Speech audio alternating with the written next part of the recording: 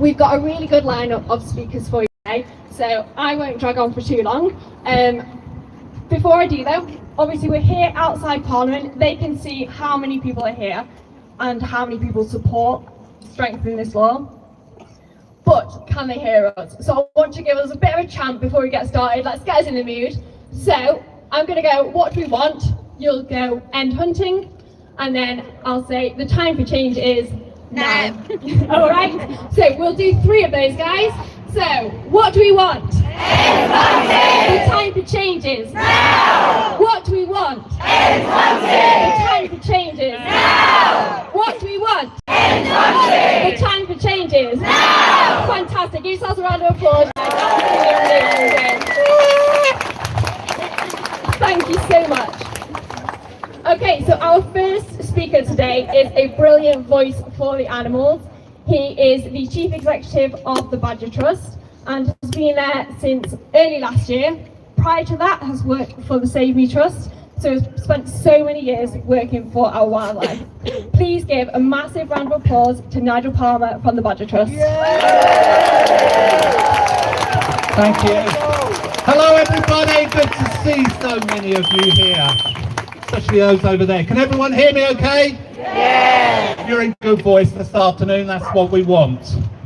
Okay, we have come here today for a purpose. We come here because we all are united in banning trail hunting. What we need to do, and what I'm here to talk to you about today, is why badgers are the forgotten victims of hunting. But before I do that, I wanted to tell you a short story. Won't take too long. And like all good stories, this one begins deep in the mists of time. So long ago that I was only 4 years old. Yeah, it really was that long ago. I'd gone with my dad to see my mum, who was in hospital. Back in those days, hospitals were quite often big old country buildings with a lot of grounds around them. And that was the case, and I was there quite happily playing beside my mum's bed when we heard some noise. We heard dogs barking, we heard men shouting. Quick as a flash, my dad was up and out the door with a couple of the nurses. My mum, who had bandages from her hip to her heel, got out of bed, said, come on, come with me, we're going to the garden. And that's what we did. We went and stood outside in front of a gate. The gate went to the back garden, there was a big hedge there.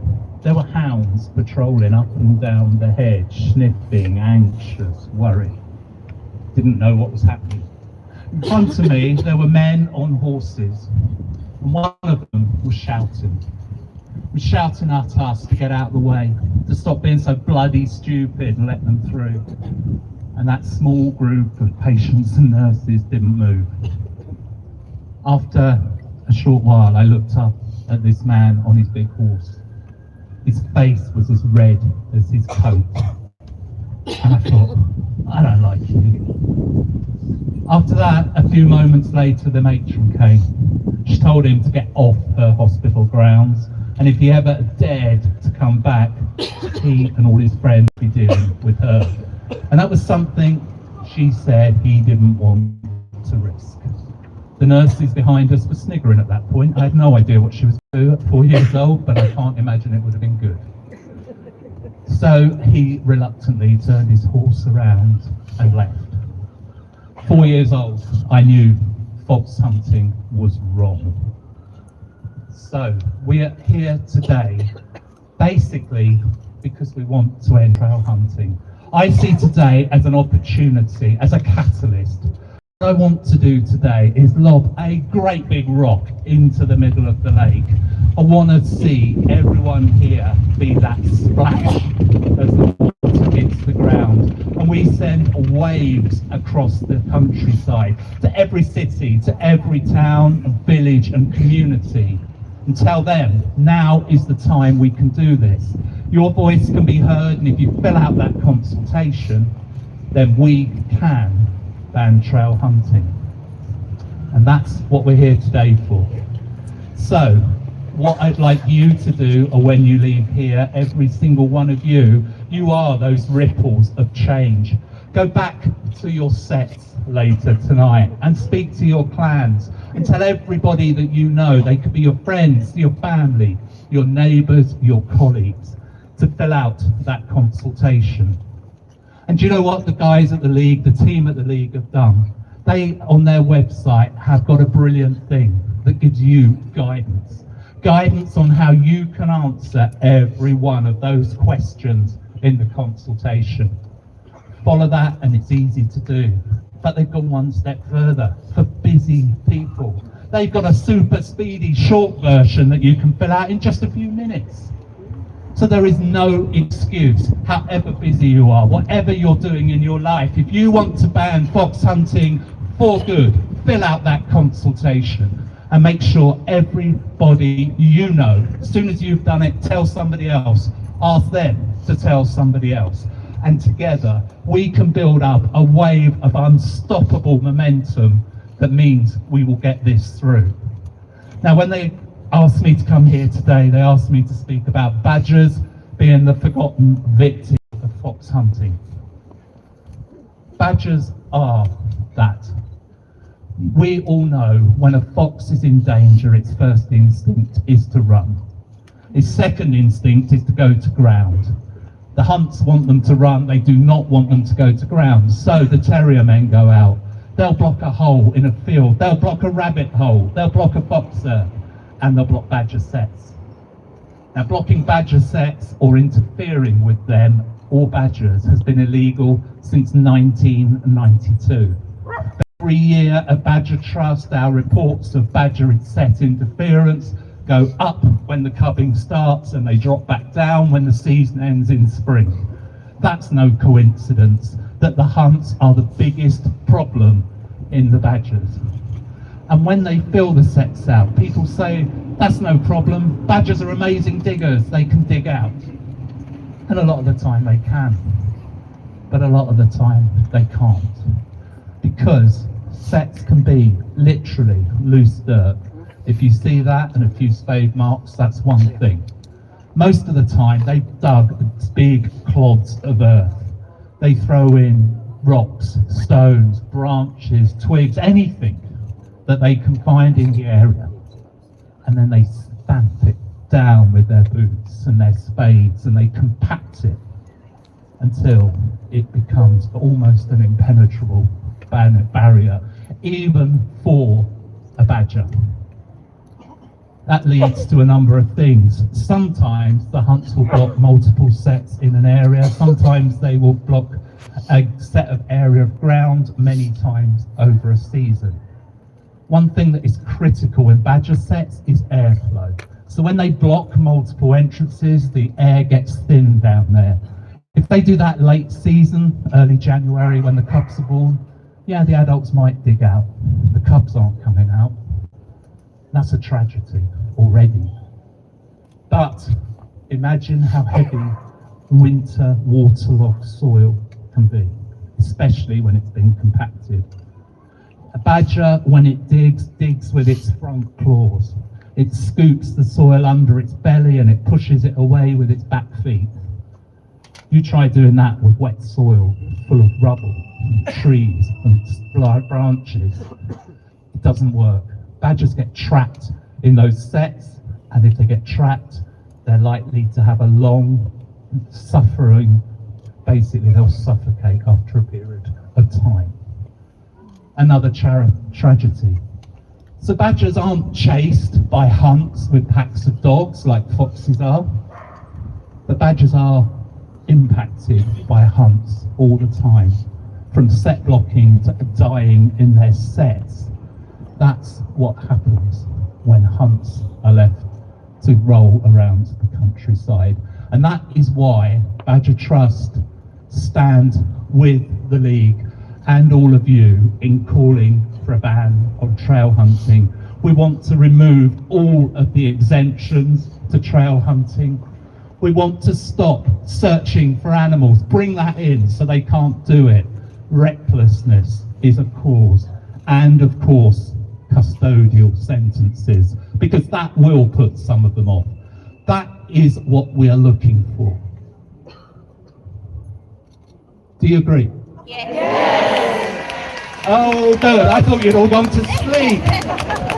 I know my voice is a bit like that. A lot of people go to sleep. Okay, good. So, one thing I would like to do before I begin to end is for us all just to take a moment to say sorry. Sorry to every animal that has been lost to hunting. Every life that was ended prematurely. And sorry to those friends who started this journey with us, who can't be with us today to see the progress we've made. Let's get this band through for all of those animals and all of our friends and make sure that we do it right this time.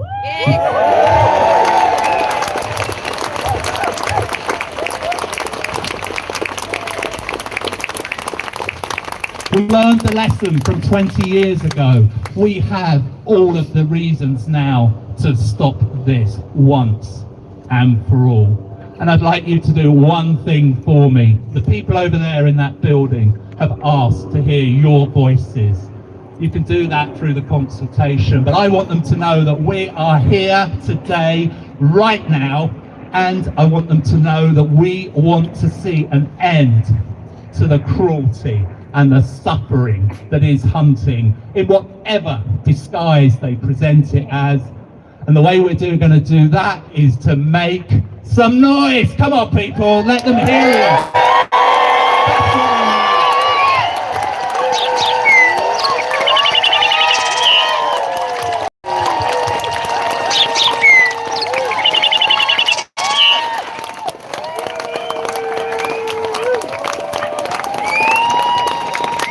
They can hear you, and so can I, loud and clear. You have some amazing speakers coming after me this afternoon. You're going to have an incredible afternoon. Thank you very much for coming. Give yourselves a round of applause. Thank you.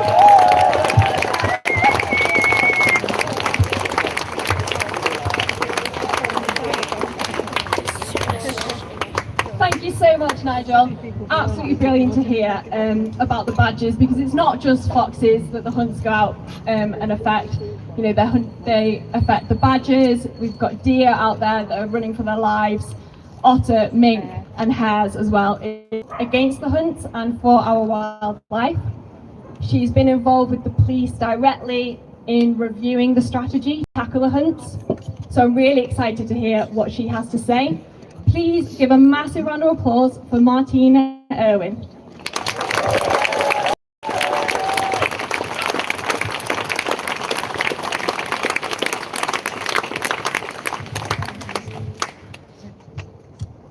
Mic check first. Can you hear me okay? Yeah. This is my favourite t-shirt. It says, "Sabs save lives." And they do. Every single day of every single hunt, all across the country, when people are sleeping or shopping or working or spending time with their families, the hunt sabs are out in grueling conditions, no matter what the weather, no matter what the terrain, and no matter what they're likely to face when they get there. I was never a hunt sab. I actually worked in media, but my love of foxes drew me to hunt sabbing. And I made an inquiry with our local hunt saboteurs group to see if I could join them out in the field. I was given very specialist training for that. One of the most memorable parts was, we are non-violent. Non-violent. You do not react to anything that comes your way. You never ever express anything that's violent. They were really clear about that. They asked to not engage with the hunt or with their supporters because it's going to be unpleasant. Little did I know just how unpleasant it would be. On the first day out at the hunt, at a meet in a farm in Warwickshire, I had to be led by colleague hunt saboteurs then, through a farm track, where within about 15 minutes I received a boot to the hip and pushed into a hedge, saved only by a really good friend from West Midlands Hunt Subs who was there by my side to protect me as a newbie. It was very clear from that day that there was absolutely no trail being laid. And any other time that I went and joined the Hunt Subs, there was never a trail being laid. But the story in Warwickshire became a national controversy because of the police inaction on what was happening out in the rural parts of South Warwickshire. I was unable to continue working in the field with the Hunt Subs. I did, however, do some driving work for them, which was equally as harrowing as actually being on foot. You'll have read lots of hit reports from all of the saboteur groups about how their cars have caltrops in their tyres, how they have trackers put on them, they get followed home, as I was. The Hunt and their supporters are the most intimidating group of people you could ever come across. They don't want you there, they don't want you to bear witness, and they don't want you to stop the bloodlust that comes with the sport of fox hunting. They'll do anything. So in Warwickshire, my very esteemed colleague and friend, who should have been here instead of me, Dr. Denise Taylor, a Canid conservationist, is away in Bulgaria doing wolf work. But Denise, and I helped support Denise, managed to start talking to the local rural crime team within Warwickshire Police. And those conversations ultimately ended up in evidence kindly being submitted by the Hunt saboteurs. Now, the Hunt saboteurs weren't particularly keen on submitting evidence. Their relationship with the police over many years has not been a good, supportive one. It's been quite the opposite.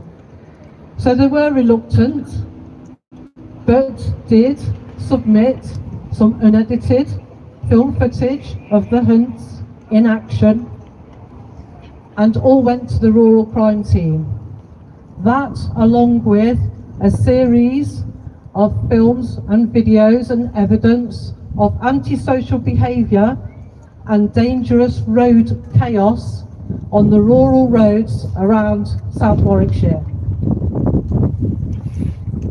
All of that evidence was submitted and resulted in the issue, in the end, of a community protection warning. That warning was about dangerous road use in the most part, because it's very difficult, as any hunt saboteur will know, to actually get evidence of a fox being hunted. The main reason being is the hunt subs stop the fox from being hunted. If everybody was just an audience participant filming what goes on at a fox hunt without intervention, we would by now have seen the death of tens of thousands of foxes in our countryside. It is down to the hunt subs that that is not the case. Thankfully, between them,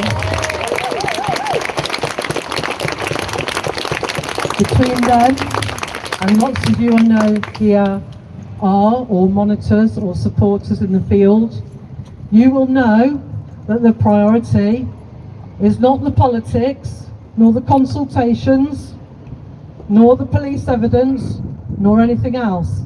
It's all about intercepting the hunt and saving that fox.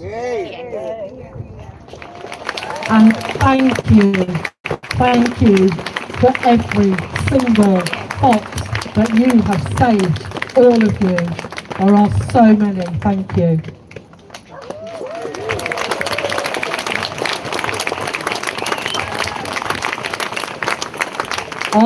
just wrap with the timeline of our police story.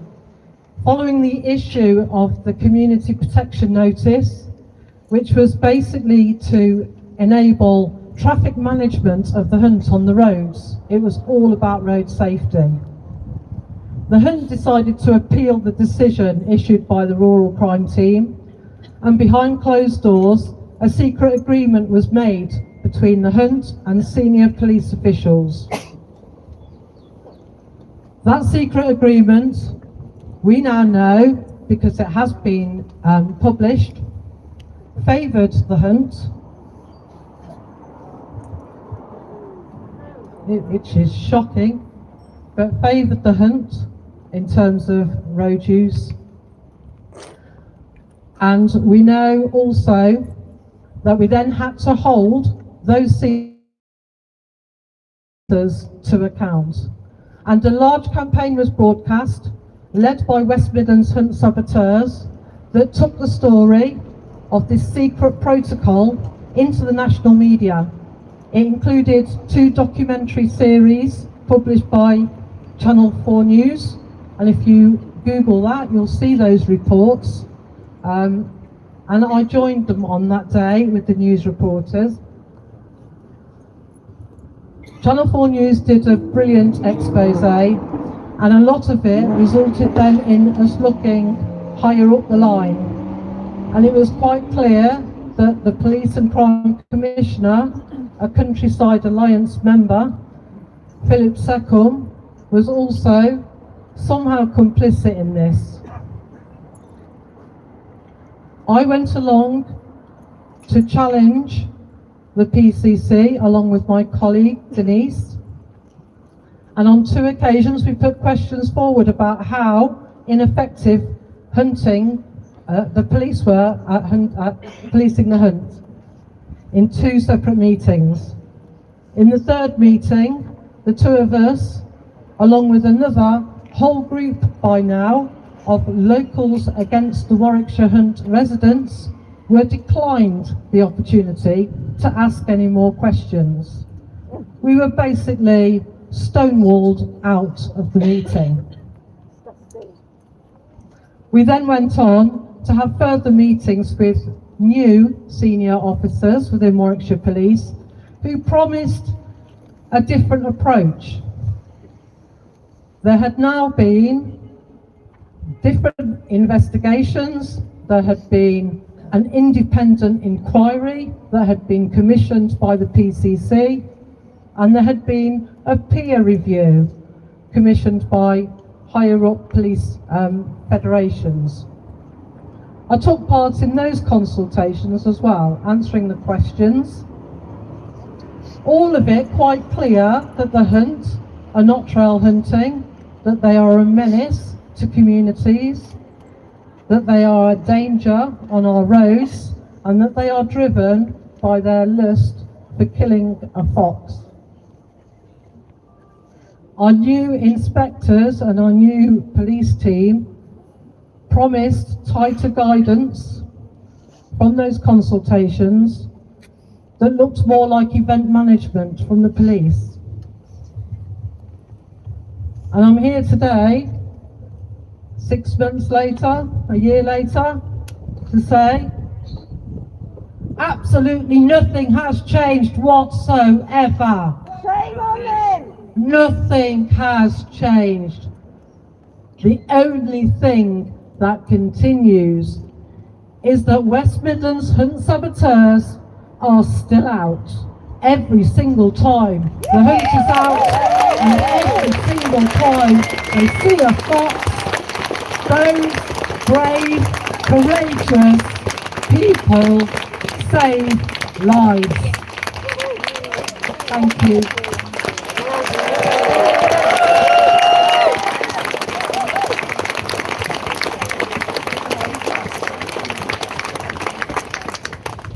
Thank you so much, Martina. It's always so powerful to hear someone's personal story about the hunts, so thank you for sharing that with us. Our next speaker, you will know from your television screens in series such as Downton Abbey. Since then, he's been a really powerful advocate for animals, starting with rescuing dogs, but now speaking on a whole range of issues to do with animal rights and animal welfare. So please welcome Peter Egan.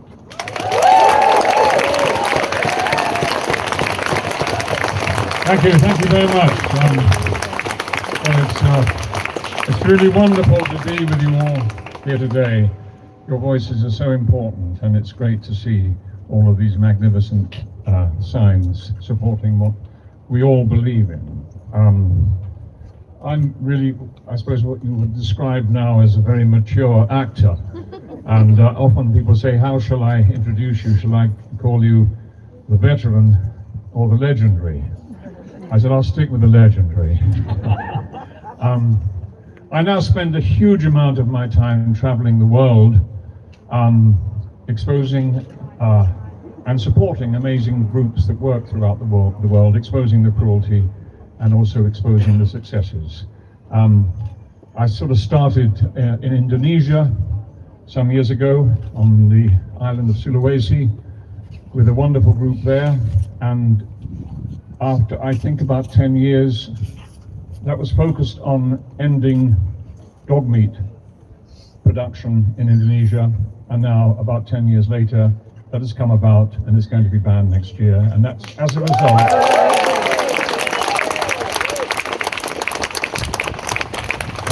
result of people like you, of the campaigners, of the NGOs who can't exist without your wonderful support. Some time later I was in South Korea with HSI, now Humane World for Animals. Claire's there, and campaigning. South Korea is the only country on the planet that actually has dog meat farms. They actually produce animals for food. It's absolutely awful, and I believe now in 2027, Claire, that's going to be banned as well, right?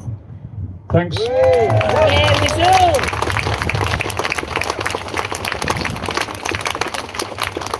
I went to South Africa to a rhino orphanage, and it's just amazing the commitment and work these people have and the time they give to protecting these wonderful species. Sadly, it's not working so well there because trophy hunting is still going on, and I believe in Zimbabwe there's going to be what they call a cull of 20,000 elephants, but of course that isn't a cull. That's selling the lives of these wonderful creatures to the psychopaths who get great pleasure out of killing them. It's absolutely disgusting. Recently, last week,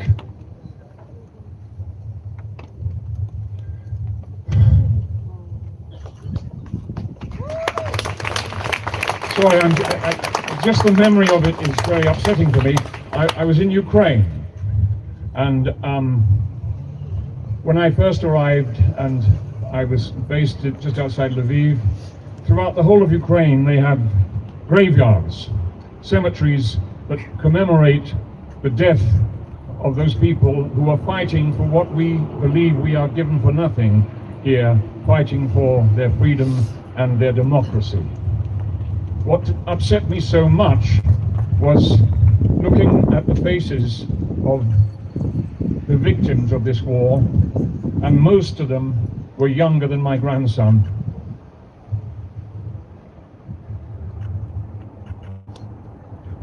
And my grandson is 23. And I could hardly speak after that. And we were filming there, just raising awareness. This morning I got a message from part of the team. 2 soldiers down at the front line had rescued a dog that had been caught in razor wire. Now this is in the most dangerous area, as you can understand. They cut the dog out and traveled 15 miles with this poor animal to take him to the Nowzad team, who are doing such sensational work in Ukraine at this moment, and among many other NGOs.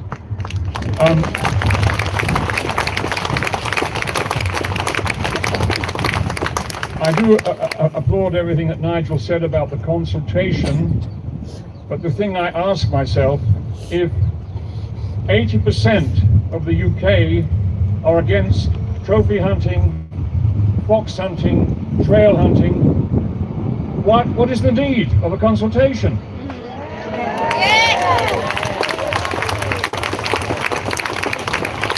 We don't have consultations about serial killers. I mean, it's crazy. I mean, the trophy hunting bill passed through this House with unanimous cross-party support, got to the House of Lords, and 3 unelected Lords filibustered it and stopped it going through. Now we have to go back to the beginning again. The Hunting Act is abused all the time by those narcissists, those psychopaths who get great pleasure out of destroying beauty. And we have to have a consultation about that appetite. They should be locked up.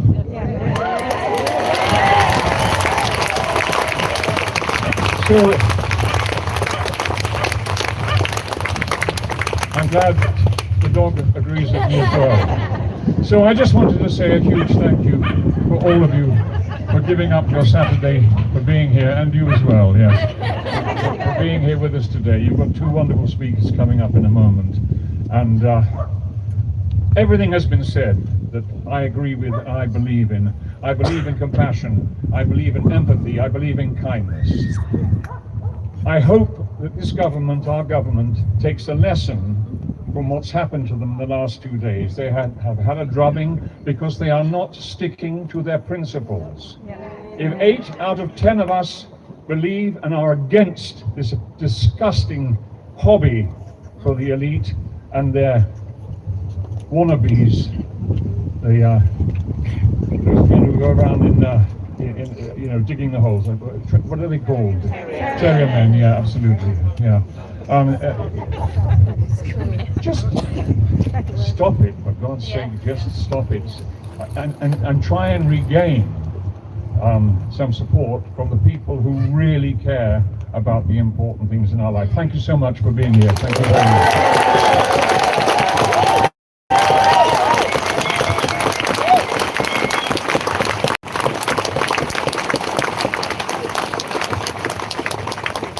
Thank you so much, Peter. Brilliant as always, and really emotional as well. I think it resonates with all of us here that it needs to stop now. It's time. So thank you, Peter, for sharing those words. Our next speaker, you will have seen on BBC's Spring Watch. She is a brilliant author and has also recently been out with the North Dorset Hunt Sabs, following a hunt out there. So please give a massive applause for Emma Cumming.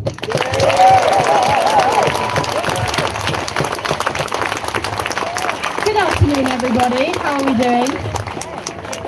It's so fantastic to see so many of you out today. I mean, some of you I recognise faces that I've seen in the field. Many of you I've met, unfortunately, campaigning against this issue before in the same place, just a little bit later on. It's fantastic to see so many logos as well, so many organisations here, because we know real change happens when organisations collaborate, so it's so brilliant to see so many different places. I'm going to take you back a couple of weeks, if I may, and tell you a bit of a story. I had a bit of a rough day. You know, sometimes as you do when things don't go your way. I had a nail in my tyre. I had a few meetings which didn't quite go to plan, and in all honesty, I was in a pretty bad mood. And it got to about 11 o'clock at night, and I've been so busy that day that I hadn't eaten anything, and I went into the co-op, my local co-op, to grab some food. And I was so happy because as I walked through the door, just before I walked through the door, my local male fox ran inches away from my feet. Now this fox has to be the most handsome fox I've ever seen in my life, and he lives around the corner from me, and I am so thrilled every time I get to see him. And he immediately lifted my mood. His big face, that pointy nose, I mean, there's a few shops there. I'm sure he's getting a few snacks around the back, which is why he's a little bit friendly and will literally run over your toes. But I immediately was feeling good, and I went into the car. It was very late, and a man came in. Now, he wasn't a hunter, as far as I'm aware, but he had seen the same fox. He'd clearly been to the pub for a few drinks, and he started talking about the fox, saying, "Oh, there's too many of them around here. They're all over the place. I don't like." Anyway, he picked the wrong person on the wrong day. I can say that in front, because Because little did he expect, he got a lecture on wildlife tolerance and fox population ecology at 11 p.m. on a Tuesday night.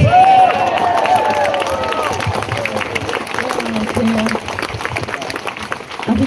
I hope that got him thinking. But I mean, as was mentioned earlier, recently we've been out and about following some of the fox hunts, and we've been doing a new campaign strategy where we've been doing it live. Now this is a very different style of campaign as far as we know around the world. This is something that hasn't really been done. And the first time we did it, we had no idea what to expect. We turn up as a team of 3 or 4 people.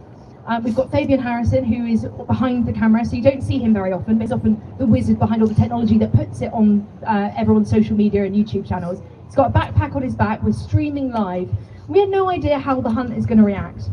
The first time we did it, unfortunately, we think there might have been a little bit of a tip-off because they weren't as surprised as we thought they would be. But that was okay, because by the end of the stream, we had 6.7 million views across social media. 6.7 million views.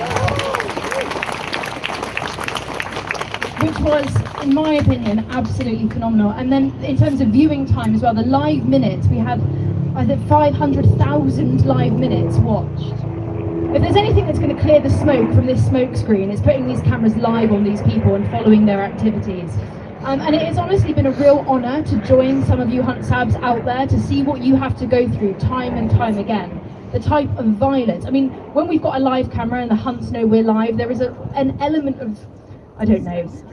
Yeah, they go on as much of their best behaviour as they're physically able to, because they know that there are millions of people watching them. But even then, they're pretty nasty.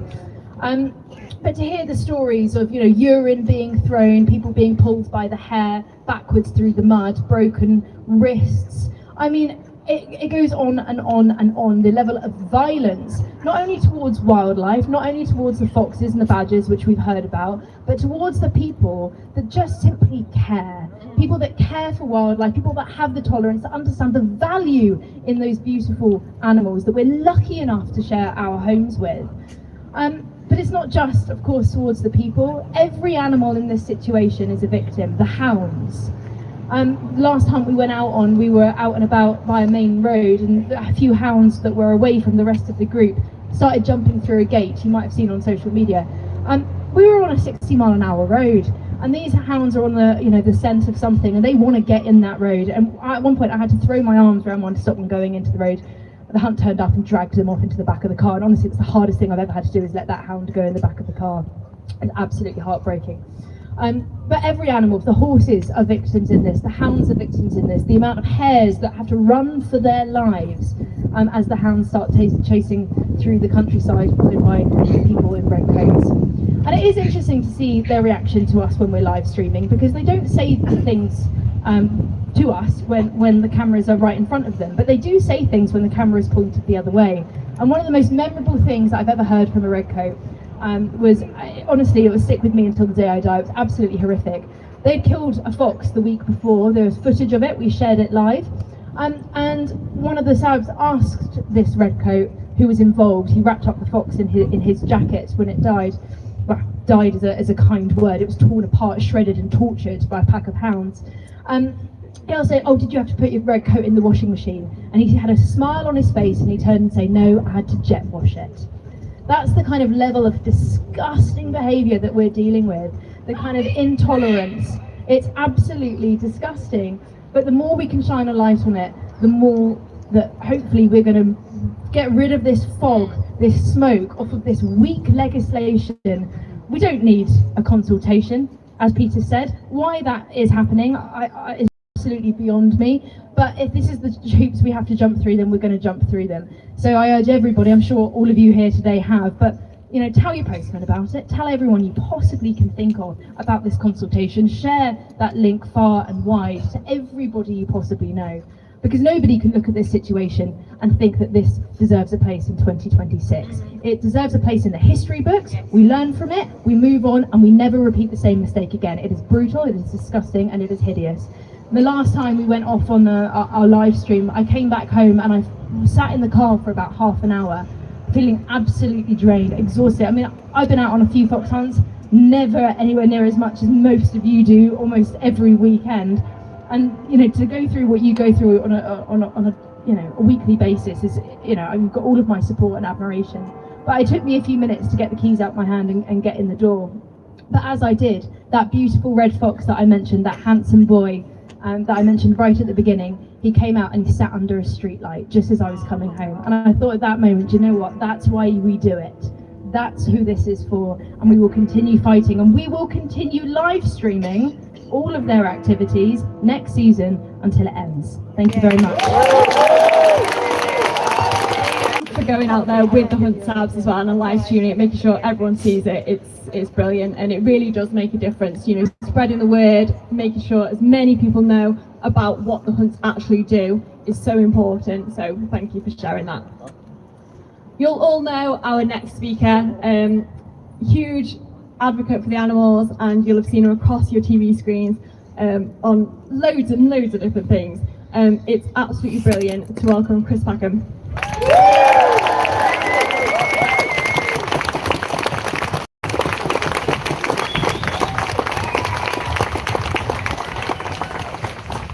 Trail hunting is a lie. What's trail hunting? A lie. What's trail hunting? A lie. I was 14 years old when I went to my first fox hunt. I'm 65 now. I never imagined at the age of 65 I'd be standing in front of Westminster, in front of a group of people who share the passion to end this. I imagined it would have ended a long, long time ago. It's a disgrace, and it's a stain on our reputation as a nation of animal lovers that fox hunting and now the badger cull are ruining that reputation. But finally, we have an opportunity to put an end to this barbarism that blights that reputation. We're in the midst of a biodiversity and a nature crisis, climate breakdown. We are losing species. I can batter you with all the statistics. I'll be doing that in a couple of weeks' time on the BBC. But ultimately, we have it within our power to make a difference. We can repair, restore, reintroduce all of that wildlife, but we're just not doing it, and we're not doing it broadly enough and rapidly enough. We need to get to it. Now, you might make a case to say, hold on a minute, biodiversity loss, fox hunting, those two things don't fit together. And although it's great to see so many of you from so many different groups today, there are some groups that are missing in action. Because from my point of view, if we cherish life, it doesn't matter whether that life is common, as is the red fox, or rare.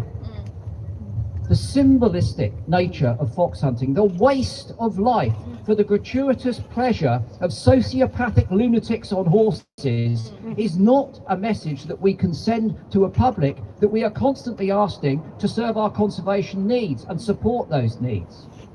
That's one of the reasons why it needs to end, just a practical reason. But ultimately, we come down to the ethics and the morality of the situation.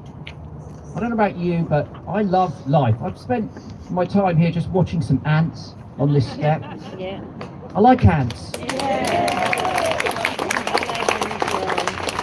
I like everything that creeps, crawls, slithers, slimes and stings. Even if it stings me, I don't care.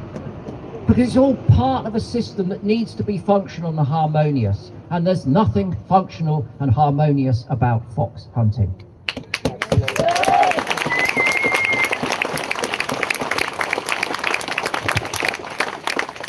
It's an enormous pleasure to see you today. I want to speak from the heart when I say thank you to every single one of you. Ours is an easy job. Megs and I do our live stream, and we bring your endeavour, your energies and your successes, to a wider audience. That's our job. We are communicators. We're a conduit to try and spread the message. But ultimately, we're not there every Wednesday. We're not there every Saturday. In the cold, the wet and the rain. And as Megan says, when we turn up, they kind of behave themselves. And when she said they don't say anything, they do sometimes say things. The last time we went out, a man came up to me and said, "Shouldn't you be off somewhere looking at a tit?"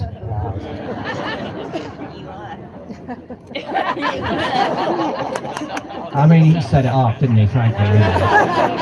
And I just said, I am.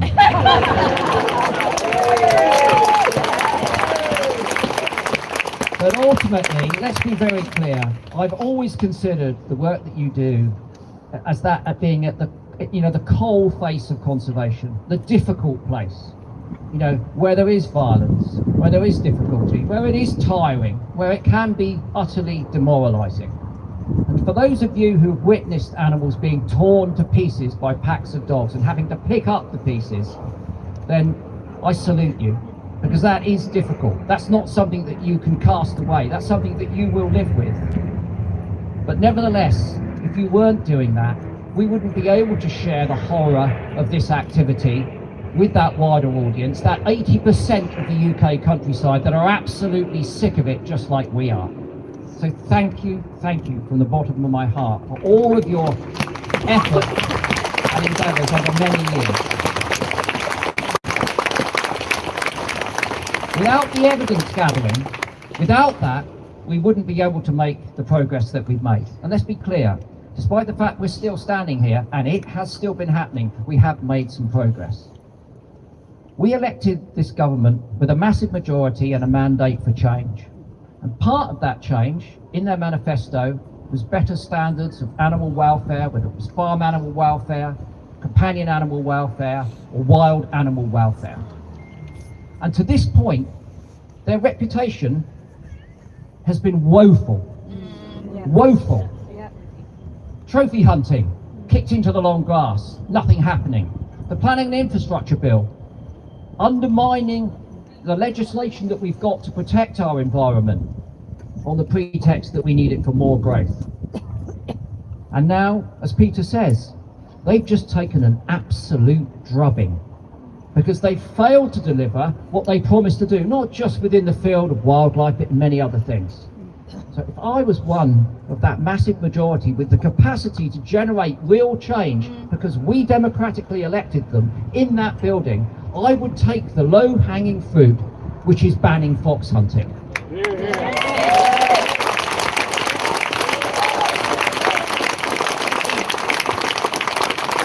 Because it wouldn't just keep us happy, it would keep 80% of the British people happy. 80% of the British people who care about the state of nature.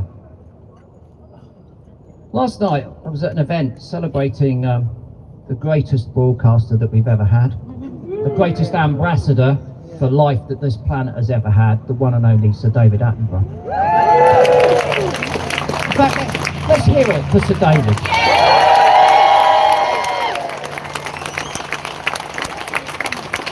No fan of fox hunting, of course. And there were a number of guests there, and one of them was Emma Reynolds, the minister. And so I spoke to her, as I had been speaking to her, and I thought, well, is this the time and place to talk work? How long do you thought it would take me? About 2 seconds. I said to Emma Reynolds that we would be here today, that the consultation was nothing more than a bloody joke. It was a means of not making a decision where a promise had been made to make that decision. But I made her a promise, and that is that we would come here today, and with the time that remains, whilst this consultation is open, we will do everything within our power to get as many people to complete that, to register their views democratically and peacefully, to say that we want fox hunting to end. We need to put that in her lap. The ball's in our court to some extent, and we know that, of course, the hunts have been laying out enormous rafts of communications to all of their followers, and they will have been filling in that consultation. Rest assured, they will have been highly motivated to do that. They know that the end is near. So please scan that code, that QR code, fill in that consultation, follow the advice that the League Against Cruel Sports have put together, but don't stop there. Find your family, your friends, your work colleagues, your neighbours, and ask them to fill it in too.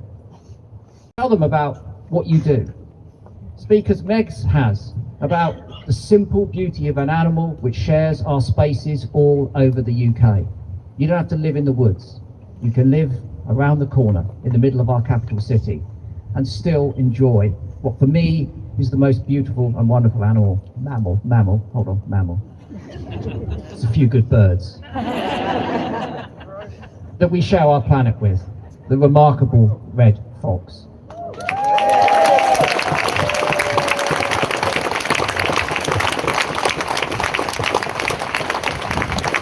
So ultimately, to conclude, what brings us here today is a deep-rooted, long-lasting love for life, particularly foxes and badgers and ants and everything else.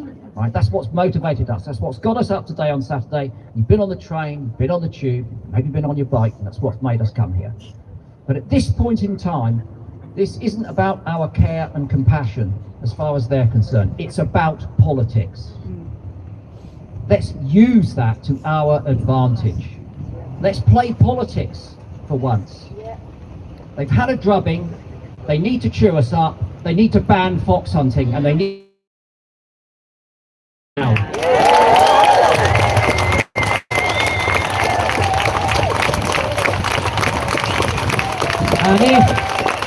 And if for some insane reason they don't, we'll be back, louder, bigger, whizzier, and more effective. Thank you very much.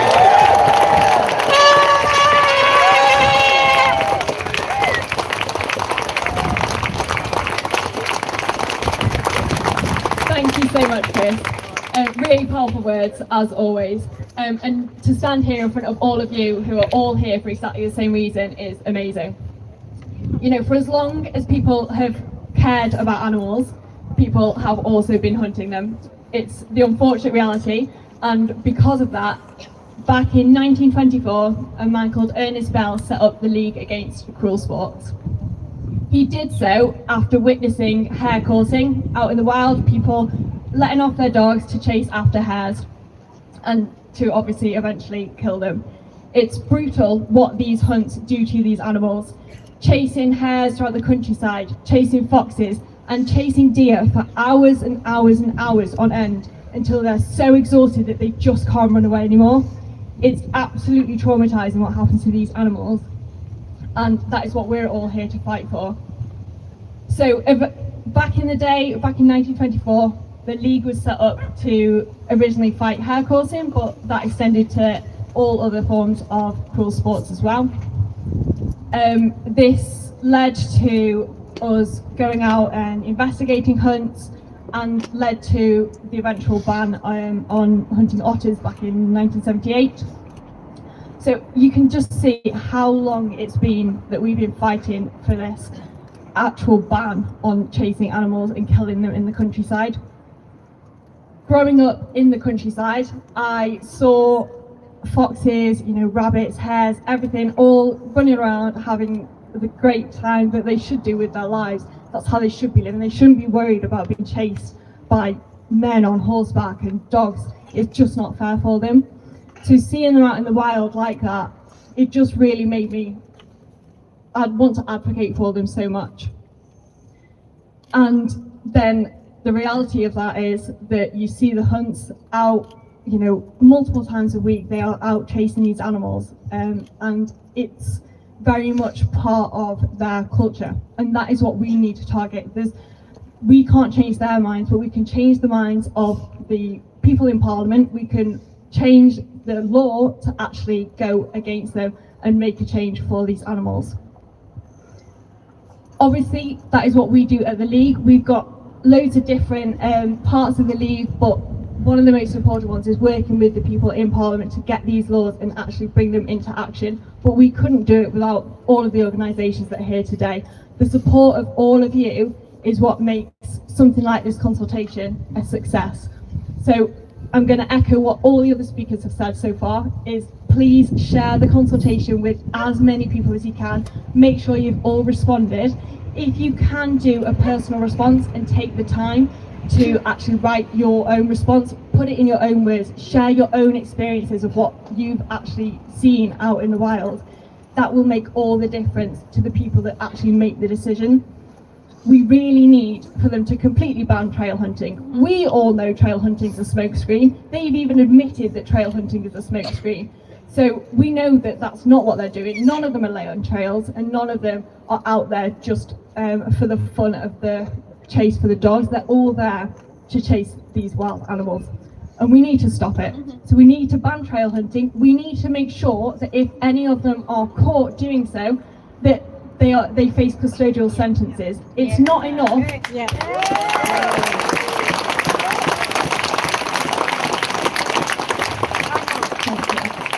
It's not enough that they are fined a measly, £400-500 for, that's what they earn just from their supporters going out and watching them do actually take the hunt.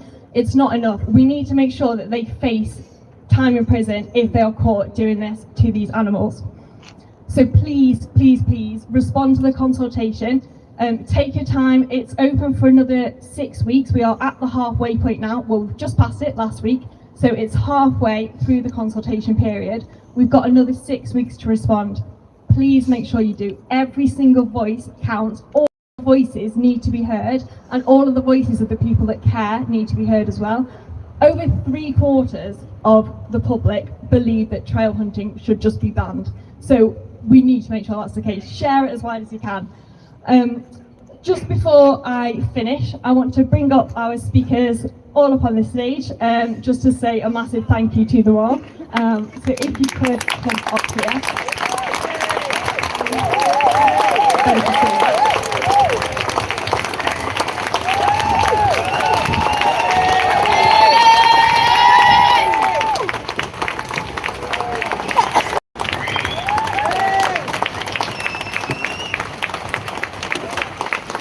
So a huge thank you to Chris, to Megan, to Nigel, to Martina and to Peter for speaking here today and for bringing us all together in such an important moment. It's been fantastic to hear from you all, and your own personal stories have been so emotional and really powerful as well, and I'm sure that will make all of us want to share this even further. So thank you all so much for speaking to us today, and thank you to all of you for coming. You know, we couldn't do it without you. Let's give a massive round of applause to all of you and to all of our speakers.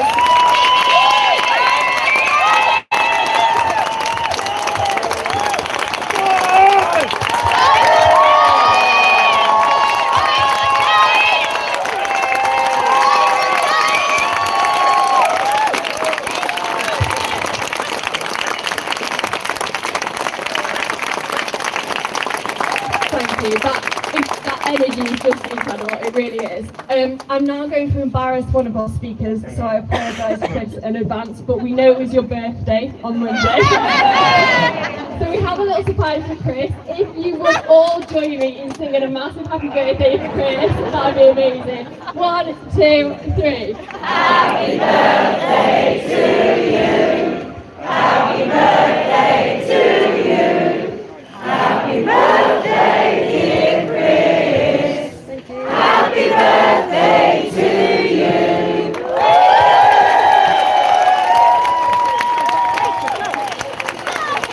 I hope it's big. So happy birthday for Chris.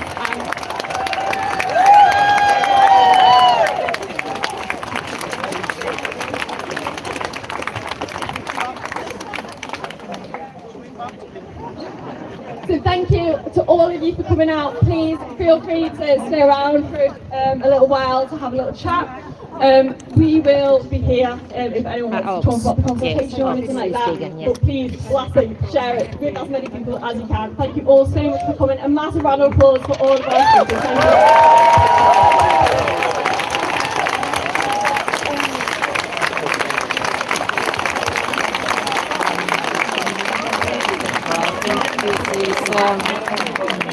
I'm not sure if we're going to rally or something.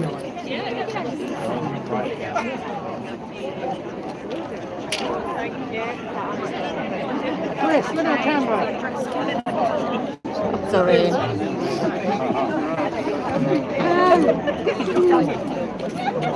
Thank you. Guys, can you get all looking just towards me?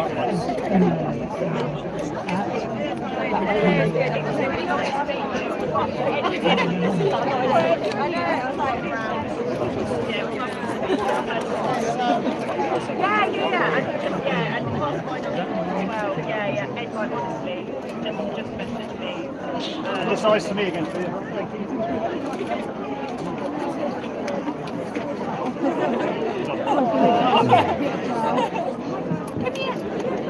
You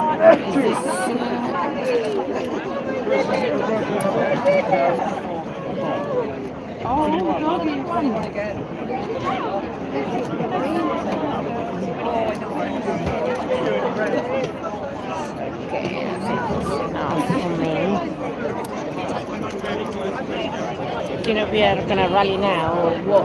We're gonna do like some march or no? Is this it? Oh.